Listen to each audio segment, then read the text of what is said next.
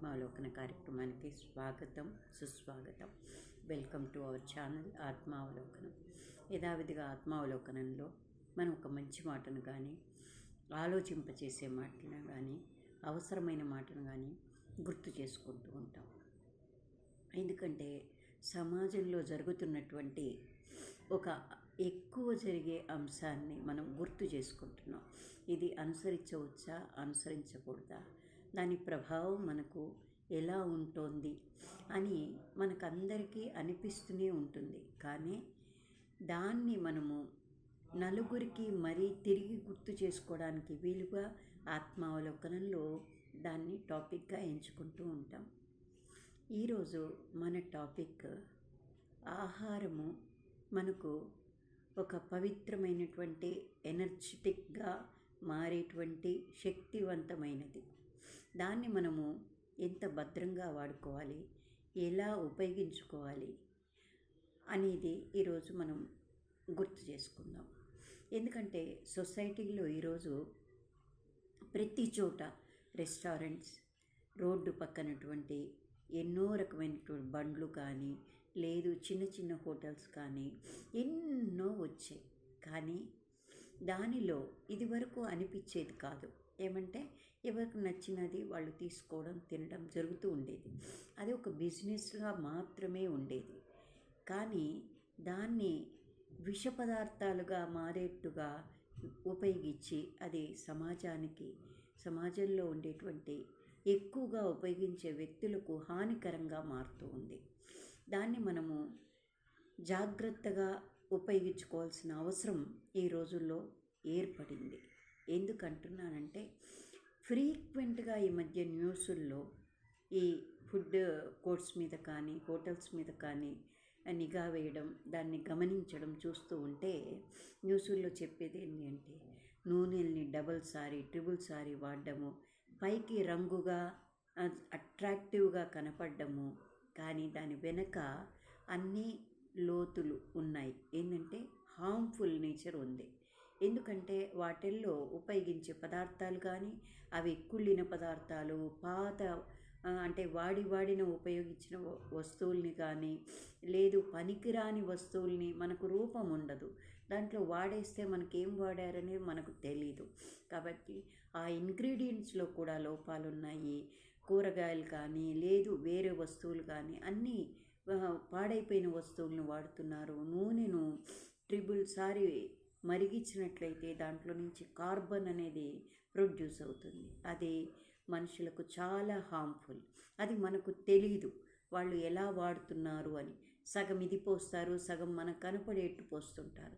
కానీ దానివల్ల అనారోగ్యం మాత్రం చాలామందికి దాని ప్రభావము పడుతూ ఉంది. అందుకని ఈ రోజుల్లో మనం చాలా జాగ్రత్తగా ఉపయోగించాలి వాటిని. ఎందుకంటే వాటిని తగ్గించాలంటే మనం పోయి వాళ్ళకి చెప్పినంత మాత్రాన, రైట్స్ చేసినంత మాత్రాన తగ్గుదల లేదు. మనం దాన్ని వినియోగదారుడే దాన్ని తగ్గించినట్లయితే కొంతవరకు, అంటే బిజినెస్ నడవట్లేదు, ఈ క్వాలిటీ లేదు కాబట్టి ఎవరు మన దగ్గర తీసుకోవట్లేదు అనే ఒక ఆలోచన వస్తే వాళ్ళు కొంత దాన్ని మెరుగుపరిచేటువంటి ఛాన్సులు ఎక్కువగా ఉంటాయి. రైట్ చేసినప్పుడు వాళ్ళు దాన్ని సరిదిద్దుకోవడం, కొద్ది రోజులు లాకేస్తే మళ్ళీ కొంతకాలం అయ్యాక తెరవడం జరుగుతుంది. బిజినెస్ చేయడం తప్పు కాదు. మనం తక్కువ రేట్లలో వెతుక్కొని తెచ్చుకొని దాని మీద ఉపయోగించుకోవడము తప్పు కాదు. కానీ పాడైపోయిన వస్తువుల్ని, అది హామ్ అని తెలిసి కూడా దాన్ని మనం వినియోగించడం తప్పు. అది వాళ్ళకు కొంతమందికి తెలియకపోవచ్చు. నూనె 2-3 సార్లు వాడితే అంటే దాని దుష్ప్రభావం ఎలా ఉంటుందని వాళ్ళకి తెలియకపోవచ్చు కొంతమందికి. కానీ దాన్ని తెలుసుకోవాలి. ఫుడ్ అనేది మనము పెడుతున్నాము అంటే ఆ ఫుడ్ వల్ల ఎవరికి హామ్ జరగకూడదు. మేలు ఉంటుందా లేదా మనకు తెలీదు. కానీ ఎవరి ఆరోగ్యరీత్యా అది పడదు, అది వ్యక్తిగతమైన విషయం. కానీ మనకు తెలిసి కొన్ని ఉపయోగించడం వల్ల అందరికీ హామ్ అది. అందువల్ల వాటిని తగ్గించుకోవాలి అనేది ముఖ్యంగా ఈ రోజుల్లో చాలా అవసరం. ఎందుకంటే రోజు చూస్తున్నాం, రోజు న్యూసుల్లో ఇవి ఎక్కువగా వింటున్నాం. కాబట్టి ఏ పని చేసినా మనము ఒకరికి 10 మందికి గొప్ప ప్రయోజనం లేకపోయినా పర్వాలేదు, కానీ హామ్ మాత్రం చెయ్యకూడదు అనేది మనం గుర్తుపెట్టుకోవాలి. అందుకని ఆ దిశగా మనం అడుగులు వేద్దాము. ఆ ఆహారాన్ని, మంచి ఆహారాన్ని అందించేవాళ్ళు మంచి ఆహారం అందియాలి, అందుకునేవాళ్ళు దాన్ని ఆలోచించి మంచి ఆహారం ఎక్కడ దొరుకుతుంది, ఎక్కడ మనకు ఆరోగ్యకరంగా ఉంటుంది అని ఆలోచించుకొని దాన్ని తీసుకోవాలని నేను విజ్ఞప్తి చేస్తున్నాను. ఎందుకంటే ఈ రోజుల్లో విని విని భయం అనిపిస్తుంది. అనారోగ్యాలు మనం ఎన్ని కొత్తవి కనుక్కుంటున్నామో అనారోగ్యాలకి, కానీ అనారోగ్యాలు ఇంకో రకంగా దారితీస్తున్నాయి. అది అన్నీ ఉన్నా అనుభవించలేని స్థితికి తీసుకొచ్చేది ఒక ఆరోగ్యమే. అందుకని ఆరోగ్యాన్ని పరిరక్షించుకోవడం మన బాధ్యత, ప్రతి ఒక్కరి బాధ్యత. అది బిజినెస్ చేసేవాళ్ళు కూడా అది ఆలోచించాలి. నలుగురి గురించి తీసుకునేవాడు మనం ఏం తీసుకుంటున్నాం అనేది మనం గమనించుకోవాలి. కాబట్టి ప్రతి ఒక్కరు ఆ దిశగా ఆలోచిద్దాము, దాన్ని అనుసరిద్దాము, ఆరోగ్యంగా ఉండడానికి ప్రయత్నిద్దాము. మనకు తెలిసిన విషయాలని ఇంకొకరికి మంచి విషయమైతే షేర్ చేద్దాము. నలుగురితో పంచుకున్నట్లయితే మనకు తెలిసిన విషయం ఇంకోరు కూడా అవలంబిస్తే వాళ్లకు మంచి జరుగుతుంది. కాబట్టి అది తప్పకుండా ఒకరికొకరు షేర్ చేసుకొని మంచిని గ్రహించుకొని నలుగురు మంచి వాటిలో నడవాలి, ఆరోగ్యంగా ఉండాలి. ముఖ్యంగా అన్ని కష్టపడినా అన్నీ ఉన్నా అనుభవించడానికి ఆరోగ్యం అనేది అవసరం.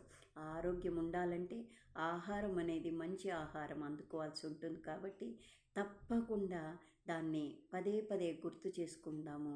ఆత్మావలోకనంలో అది కూడా ఒక చాలా ముఖ్యమైన విషయంగా, ప్రకృతి ఎంత గొప్పదో ఆ ప్రకృతితో పాటు కూడా మనకు ఆహారం అనేది చాలా ముఖ్యమైన విషయం. కాబట్టి ఆ ఆహారాన్ని గురించి కూడా మనము గుర్తు చేసుకుంటూ నలుగురికి మంచి మాట ఉంటే తెలియజేస్తూ మనం ముందుకు సాగాలని కోరుకుంటూ థ్యాంక్ యూ. Like, subscribe.